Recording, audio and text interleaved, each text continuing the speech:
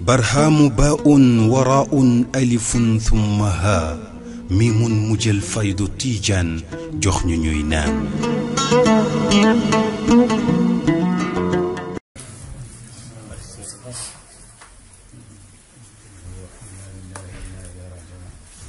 Cher vous présente ces salutations, nous dit qu'on dit Inna lillahi wa inna ilayhi raji'un.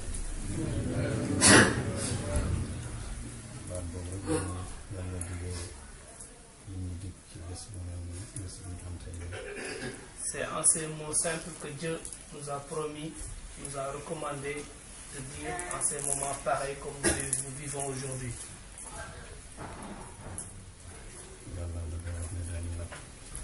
Dieu a dit qu'il nous éprouve, il va nous éprouver.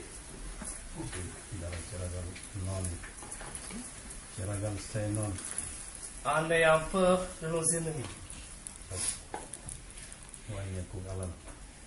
Et en diminution de biens. En diminution humaine. En perte de ressources vivrières. En ces moments pareils, il faudra réconforter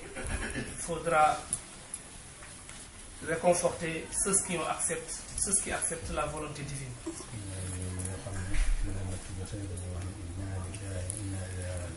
Ce sont ces gens, à des moments pareils, quand ils sont éprouvés, ils disent Inna lillahi wa inna ilayhi raji'un.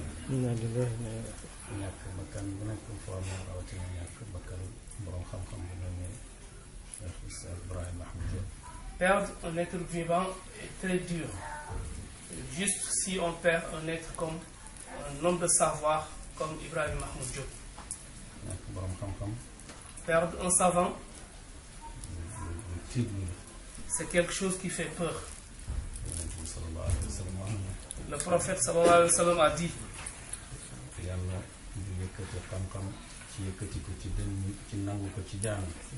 Dieu n'élèvera le savoir que s'il l'accepte.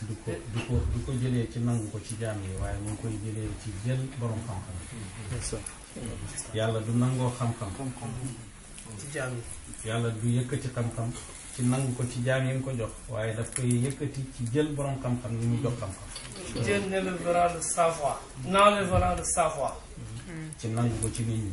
en le prenant des gens, mais il ne prendra qu'en retirant de ce monde les hommes, les savants qui le détiennent. Et c'est en retirant ces savants qu'il élèvera le savoir. Et quand il y aura plus de savants dans ce monde, on prendra des dirigeants perdus, qui sont perdus, et on va les suivre. En les demandant, ils nous répondront sur des choses qu'ils ne maîtrisent pas, ils vont se perdre et faire perdre d'autres personnes.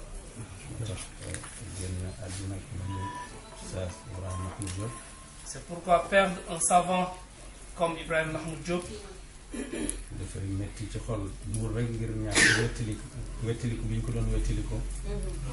et ça fait dur, ça fait dur pour chaque personne, et pas simplement parce qu'il était là comme un compagnon spirituel, mais surtout quand ça coïncide en ces moments, dans ce mois béni, où c'est un mois de vécu spirituel. Quelqu'un que Baye a fabriqué lui-même. On l'a donné à Maulana Cheikh Ibrahim quand il avait 5 ans. Mais bien avant ça, sa venue au monde n'est autre chose que des doigts de Maulana Cheikh Ibrahim. Et il a prié pour lui pour qu'il vive, et il a prié aussi pour lui que s'il vit, qu'il soit un savant, un homme de savoir. À ses 5 ans, on l'a donné à Baye. Et il l'a donné à Mamrou Ndiaye pour qu'il vive dans dans sa chambre. Et il l'a éduqué comme il a éduqué ses propres enfants. Il l'a premièrement intégré dans l'école coranique de Rabbani à Medina Baye. Et à la fin, c'est dans l'école coranique de Baye Aladji Asta qu'il a récité le Coran. Dans ces deux écoles coraniques, Aladji Abdoulaye Al Khalifa, Aladji Abdoulaye Ibrahima Niass est passé par ces deux écoles coraniques. Et aussi, lui aussi, c'est à l'école coranique de Baye Aladji Asta qu'il a récité le Coran. Ça signifie rien d'autre que Baye considère Oustaz Barham Diop comme son propre fils parce qu'il l'a fait passer là où il a fait passer ses enfants.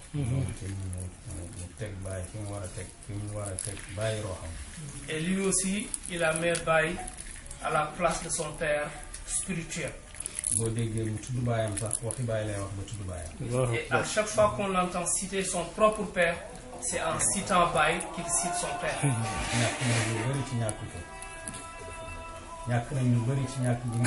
On a perdu beaucoup de choses en le perdant.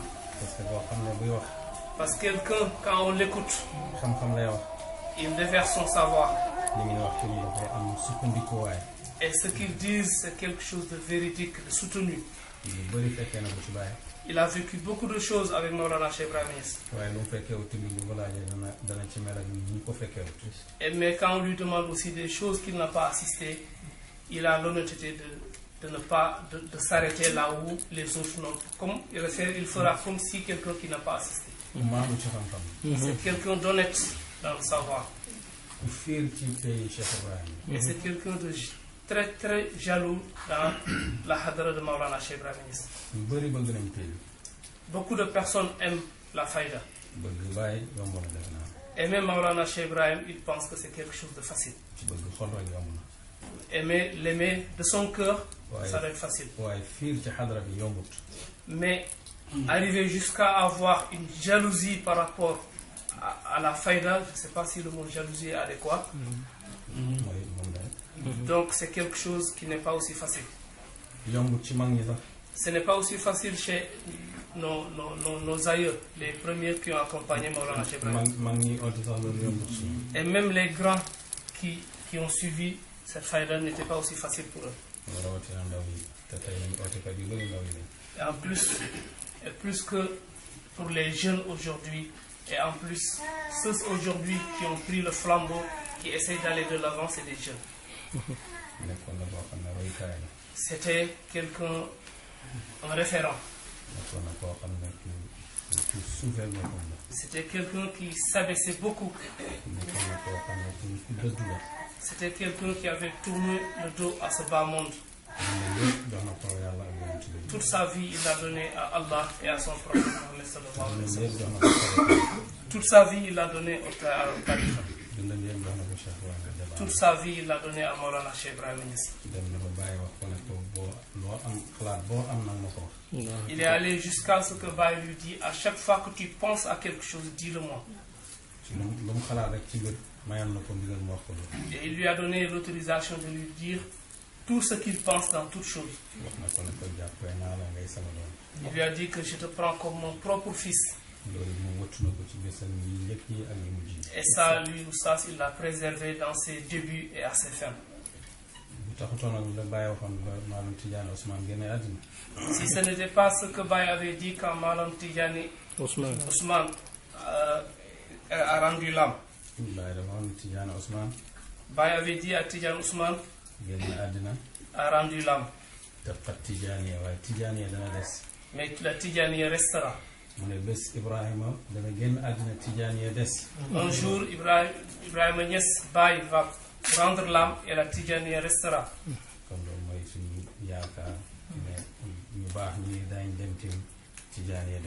Et ça, c'est notre espoir que les savants, les érudits partiront, mais la Tidjani restera. Mais leur vécu était une aide. C'était des soleils de la droiture. On prie pour eux. On prie pour eux, Khassatan. Que Dieu la fasse habiter avec son cher Maulana Cheikh Ibrahim Niass. Et c'est le prophète Mohammed sallallahu alayhi wa sallam qui nous a promis ça. La personne ne vivra qu'avec son amour spirituel dans l'au-delà.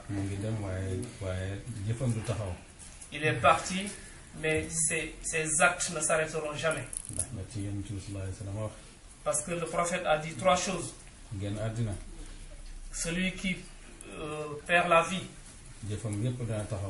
tous ses actes vont s'arrêter. Sauf 3. Celui qui laissera derrière lui un fils spirituel qui priera pour lui. Et lui, Oustaz, il a laissé des enfants spirituels, des enfants, des érudits, ses propres fils de sang et ses enfants spirituels. Et cette assistance est un exemple. Ou bien, le prophète dit, sinon quand l'homme meurt, qu'il laisse derrière lui des offrandes que les gens vont continuer à faire. Et il a laissé beaucoup de bonnes choses que les gens continueront à utiliser. Il a laissé de savoir. Jusqu'à présent, ceux qui ont laissé le savoir, les gens vont en bénéficier. Et cette personne-là, ses actes ne s'arrêteront jamais. Celui qui vivra mourra. Et bien celui qui a vécu le vécu que Oustaz a fait.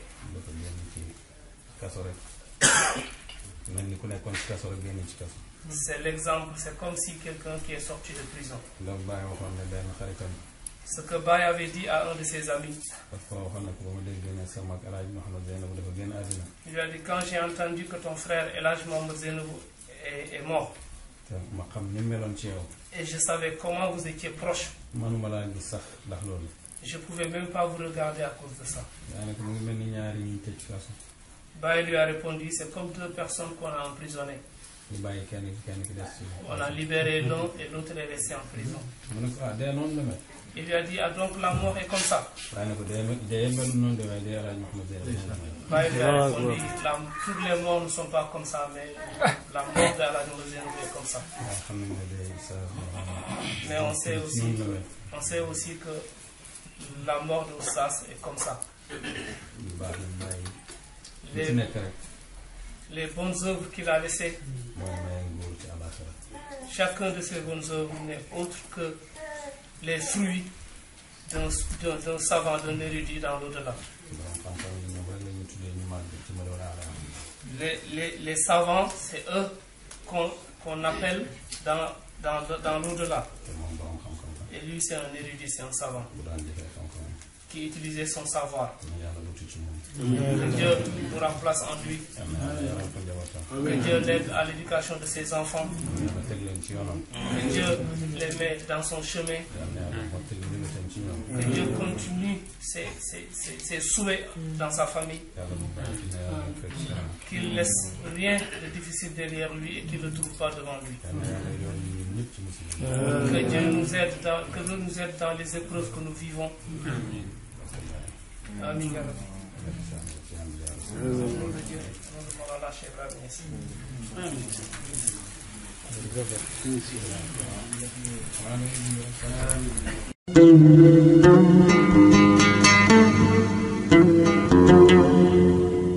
برهام باء وراء ألف ثم ها ميم مجل فيض تيجان جخن نينان